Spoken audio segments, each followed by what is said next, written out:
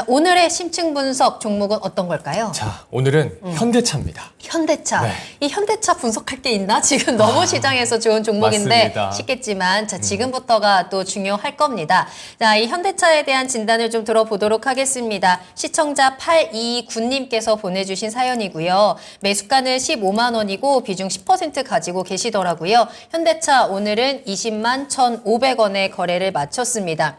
지금 시장에서 정말 가장 좋은 종목 중에 하나라고도 할 수 있겠죠. 일단 최근의 주가 흐름부터 살펴보자면 계속해서 현대차는 고점을 높여가고 있습니다. 자, 그런데 어제 이제 실적 발표 나오면서 급등이 나왔었고 오늘은 살짝 음봉을 나타내면서 강보합에서 마감을 하더라고요. 20만 1,500원에 거래 마쳤고요. 시청자님께서는 34% 수익을 보고 계신 상황입니다. 네. 또 한국 대표 기업이라고 생각해서 6년 전에 무려 6년 6년 전이요? 전에 매수를 하셨다고 합니다. 그래요? 굉장한 네. 장기 투자를 하시는 분인 것 네. 같은데요. 또 지속 보유가 가능한지 궁금하신 것 같고요. 그리고 목표가가 궁금하다고 하십니다. 와, 6년 전에 15만 원에 매수를 하셨으면 그동안 이 현대차 주가 흐름과 함께 정말 희노애락을 다 겪었을 것 같은데 장기 투자란 이런 것이다라는 걸 보여주고 계시는 것 같아요. 자, 현대차가 이제 날개를 달고 다시 한번 올라가고 있습니다. 지금 시점에서 현대차에 대해서는 어떤 전략이 필요할지 두 분께 심층 분석 들어보도록 하겠습니다. 자, 그럼 먼저 키워드부터 살펴보도록 할게요. 어떤 시선을 가지고 계실까요? 먼저 김정수 전문가님, 현대차 키워드 어떻게 꼽을까요? 반도체 실적 빈자리 채운 현대차 그룹. 반도체 빈자리를 현대차 그룹이 채웠습니다. 김영희 전문가님의 키워드도 살펴볼게요. 저는 호실적 기대감 반영 완료라고 반영 했습니다. 완료? 네. 알겠습니다. 자, 두 분의 이야기를 조금 더 자세히 들어보도록 하겠습니다. 먼저 김정수 전문가님, 반도체 빈자리를 현대차가 잘 채워주고 있는 걸까요? 그렇죠. 삼성전자하고 하이닉스가 원래는 대한민국에서 실적하면 대들보 역할을 했었거든요. 네.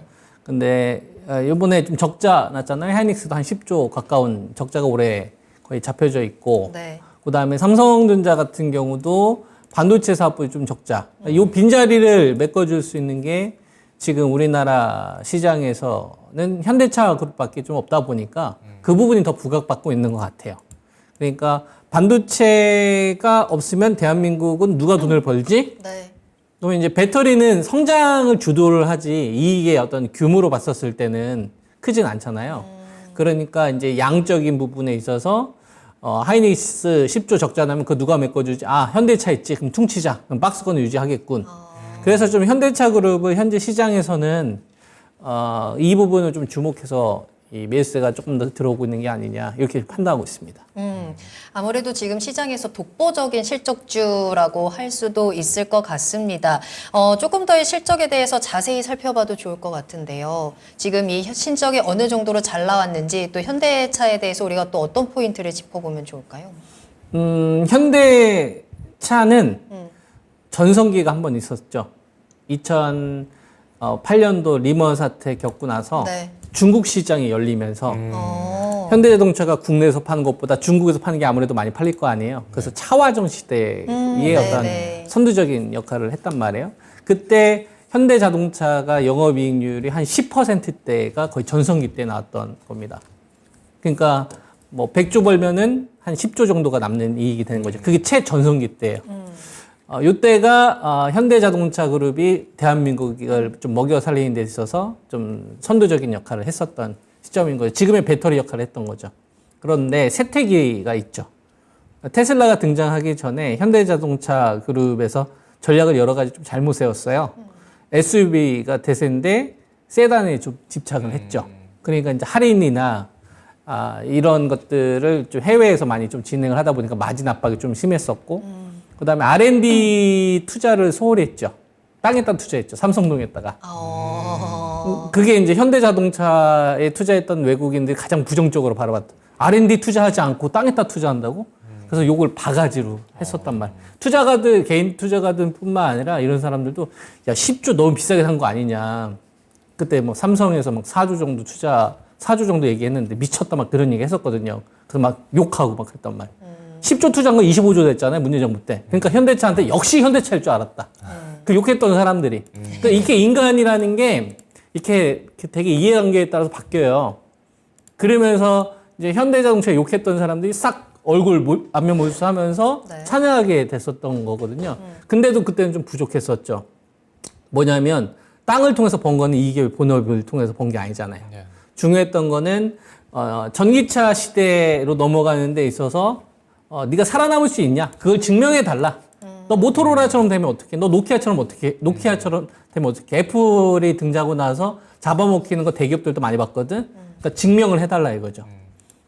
그래서 이제 그거에 대해서 액션을 막 취해서 정의성 부회장이 안 되겠다. 그 세다트 엔진 요거 R&D 날려버리고 전기차 쪽으로 올인하기 시작을 했죠. 그러면서 지금까지 왔던 건데, 전기차는 이제 테슬라가 주도를 하는 시장이잖아요. 그래서 얼마만큼 선방하는지가 되게 관건이었는데, 요번에 1분기 실적은 굉장히 좀 놀랍죠. 네. 수혜를 받았던 것도 아닌데, 영업이익률 9.5% 나왔거든요. 그럼 전성기 수준 나왔으니까, 현대차를 이렇게 하려다가 못 하는 거죠. 그래서 지금은 현대차에 대해서 이렇게 하려다가 이렇게 돼버린 겁니다. 그래서 지금 현대자동차는 좀 한 템포 넘어오지 않았나. 과거에 좀 의심받았던 산업에서 좀 도태될 수 있었던 이런 단계에서 좀 넘어와서 어서 오십시오. 당신도 좀 주도 산업에서 한 역할 좀 할 수 있는 쪽으로 포함시켜 주겠습니다. 전기차는 주도는 못하지만 미래차 오케이. 그래서 미래차 밸류는 쳐줄게. 이런 식으로 좀 바뀌고 있는 게 아니냐. 네. 네, 이 과거에 현대차가 안고 있었던 여러 가지 숙제들을 지금 시장에서는 이제 다시 한번 다른 시선으로 또 바라보면서 현대차의 가치를 인정해주는 시기가 온 것 같습니다. 그에 따라서 현대차의 주가도 계속 좀 상승하는 모습을 보여주고 있다라고 정리를 해볼 수 있을 것 같고요. 김영일 전문가님의 또 키워드도 살펴보겠습니다. 호실적 기대감이 반영이 완료됐다라고 하셨는데 그러면 이제 좀 이 모멘텀은 끝나는 건가요? 그러니까 이 실적에 대한 기대감이 사실 1분기부터 계속 이야기가 나왔었거든요. 그러면서 한 2월 정도, 3월 정도부터 사실 주가가 이미 이제 반응을 보였었습니다. 주가가 반응을 보였었던 건 역시나 이제 호실적 나올 거다. 계속 유럽 시장이나 혹은 이제 인도 시장 점유율을 끌어올리다 보니까 이제 현대 기아가 1분기에 역대급 실적이 나올 수 있을 것이다라는 기대감이 형성이 됐고 그러면서 이제 이 4월 실적 시즌에 들어서면서 실적이 이제 계속해서 이제 기대감이 커졌죠. 그러면서 이제 또 시장에서 워낙에 뭐 2차 전지나 반도체, 뭐 로봇이나 AI 이쪽에 이제 종목들이 계속 상승이 나오다가 전체적으로 차익 실현이 나오다 보니까 자동차 쪽이 그대로 수급을 받았다라고 생각을 해주시면 되거든요. 그렇기 때문에 지금 이 현대차나 기아 같은 경우에는 결론적으로 실적이 발표가 됐죠. 그리고 굉장히 좋은 실적을 이제 어느 정도 나타내 줬는데 그러면 이제 여기에서 실적에 더해서 무언가가 필요하다라고 저는 생각을 합니다. 주가가 상승이 나오려면. 그러면 지금 이 현대차나 기아 같은 경우에는 이제 또 다시 한번 증명을 해내야 되거든요. 어떤 증명이냐? 이제 실적이 정말 잘 나왔죠. 1분기 역대급 실적이 나와줬습니다. 1분기 역대급 실적이 나와줬는데 이제 앞으로 전기차 시대로 접어들게 되면서 과연 지금 이 미국에서는 자국주의 정책을 계속해서 펼치고 있고 중국은 저가 공세를 이어나가고 있는 이러한 상황에 과연 이제 현대나 기아가 얼마나 이 전기차에 대한 점유율을 끌어올릴 수 있을 것인가 이거를 좀 증명을 해야 될 것 같고 네.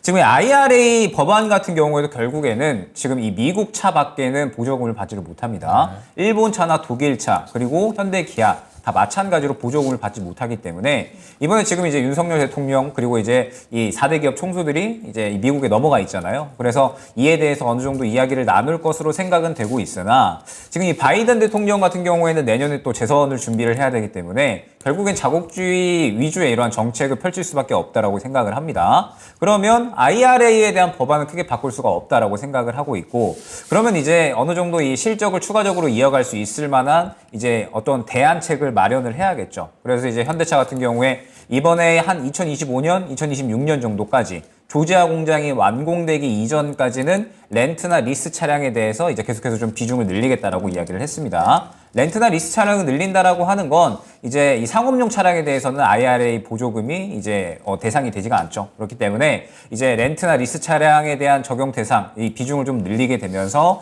이제 실적에 대한 부분들 올해 목표치를 달성을 하겠다라고 이야기를 했고, 그 다음에 2030년 정도까지 계속해서 이제 판매량을 늘려나가게 되면서 최근에 한 리포트가 나왔어요. 2026년 정도에는 이제 현대차가 글로벌 판매량 1위를 달성을 할 수가 있을 것이다. 이러한 기대감은 충분히 있다라고 저는 생각을 하는데, 다만 이제 이러한 것들을 증명을 해야 된다라는 거죠. 워낙에 각국에서 이제는 다 같이 이제 잘 먹고 잘 살자가 아니라 자국주의 위주의 이런 정책을 펼쳐 나가고 있기 때문에 현대차도 지금 앞으로 이 전망이 굉장히 밝기는 하나 눈에 보이는 무언가 증명되는 것들이 있어야지 결국에는 여기서 추가적인 상승이 가능하지 않을까라고 생각이 되고 그 다음에 이제 주가적인 측면을 봤을 때에도 지금 보게 되면 상승이 최근에 굉장히 좀 잘 나왔는데 약 1년 동안의 매물이 형성됐던 시기를 지금은 뚫어줘야 되는 주가 위치다라고 생각을 하고 있습니다. 그러면 지금 현재 이 실적에 대한 부분들에 대해서 긍정적인 반응이 나왔으나 이 일전의 매물대를 뚫어주기에는 무언가 추가적인 굉장히 강한 이슈가 필요할 텐데 지금 당장 강한 이슈가 나올 수 있을까라고 생각을 하거든요.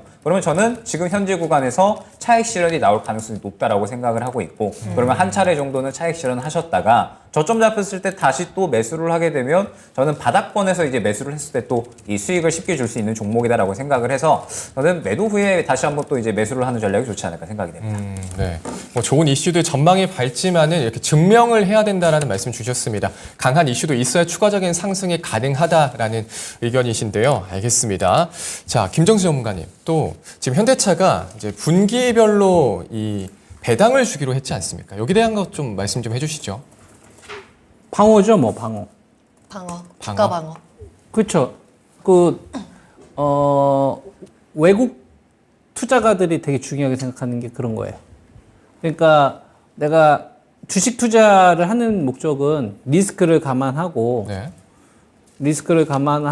이익을 얻으려고 하는 거잖아요. 시세 차익 목적으로.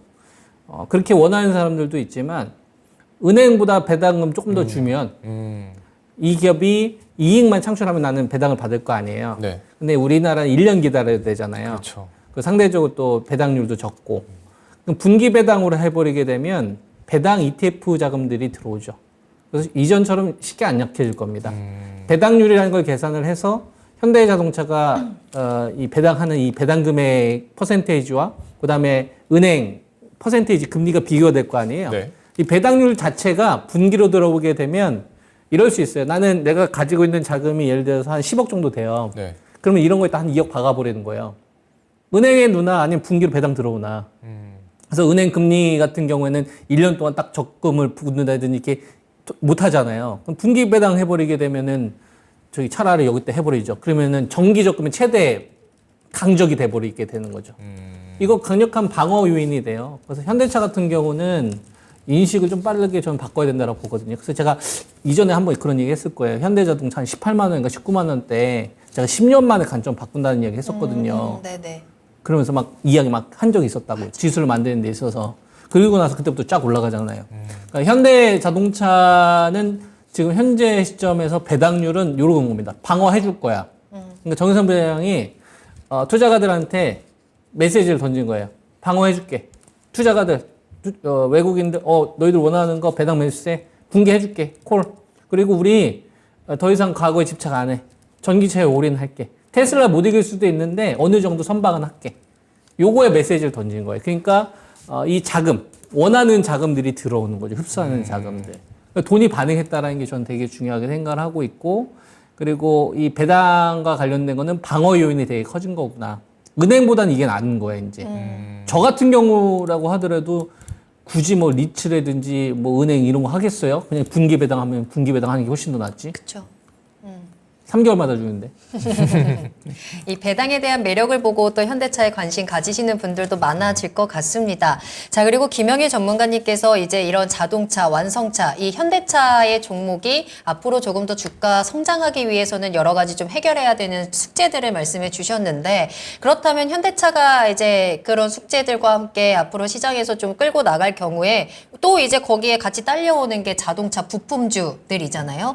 지금 채팅창에서도 이제 부품 업체의 실적이라든지 부품업체와의 관련성에 대해서도 질문이 올라오고 있는데, 자동차 부품주로서의 낙수 효과 이런 영향들은 어떻게 좀 체크하면 좋을까요?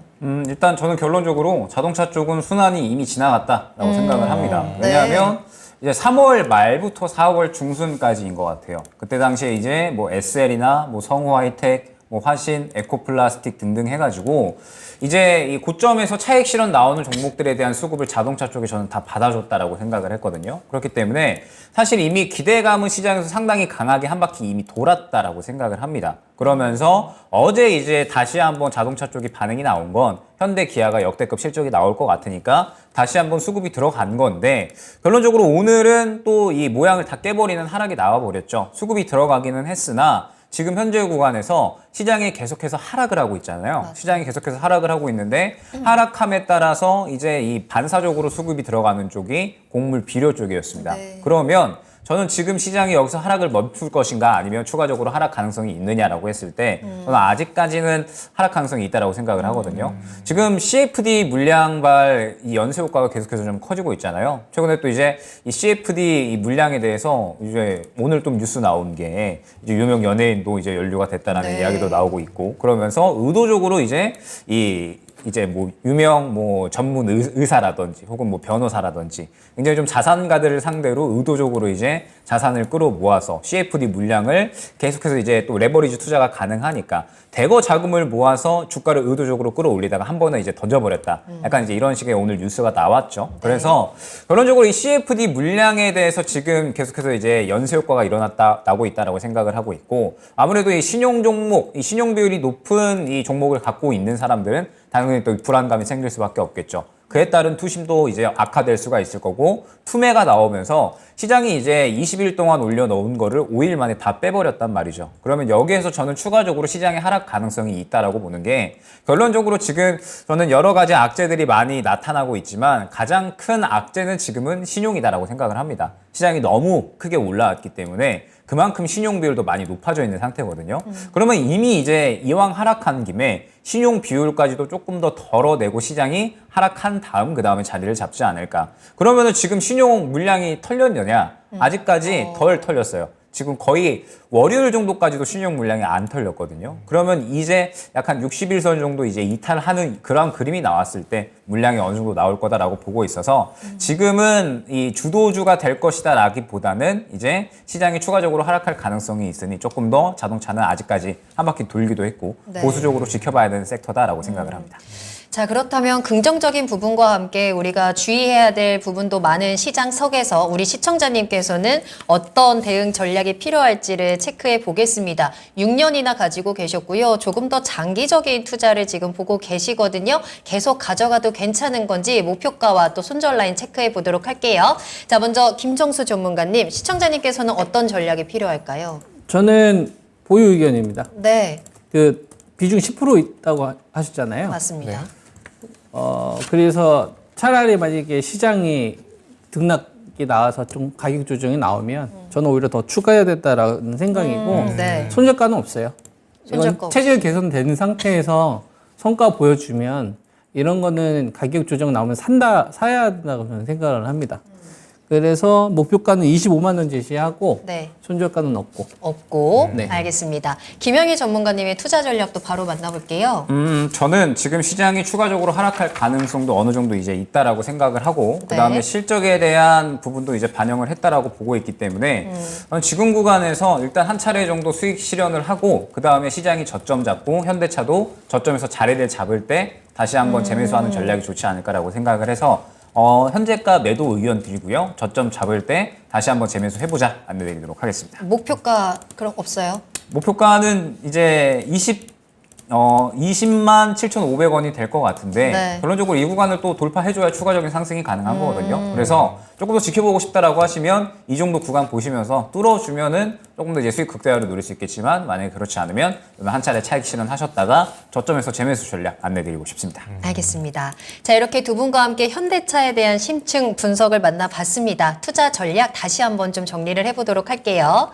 자, 먼저 김정수 전문가님께서는 반도체 실적 빈자리 채운 현대차 그룹 키워드로 잡아주셨습니다. 전성기 수준으로 회복된 실적이 좀 증명을 해주고 있으면서 시장에서의 가치도 조금 다르게 평가가 되고 있는데요. 따라서 조정 시 추가 매수에 대한 의견도 같이 전해드렸어요. 손절가 없고요. 목표가 25만 원까지 수익 키워갈 수 있을 것 같습니다. 자, 김형희 전문가님의 전략은 조금 다릅니다. 호실적 기대감이 반영이 완료됐다라는 키워드와 함께 1분기 실적 잘 나왔지만 이를 뛰어넘을 플러스 알파가 필요하다라는 시점과 함께 차익 실현에 대한 가능성을 체크해 주셨고요. 따라서 한 차례 수익 실현 이후에 재접근하는 전략을 체크해 주셨습니다. 20만 7,500원, 20만 원 지금 가격 라인 잡아 주셨는데요. 현재 시점에서 한번 매도 타이밍 잘 잡아 보시는 걸 추천해 드렸네요.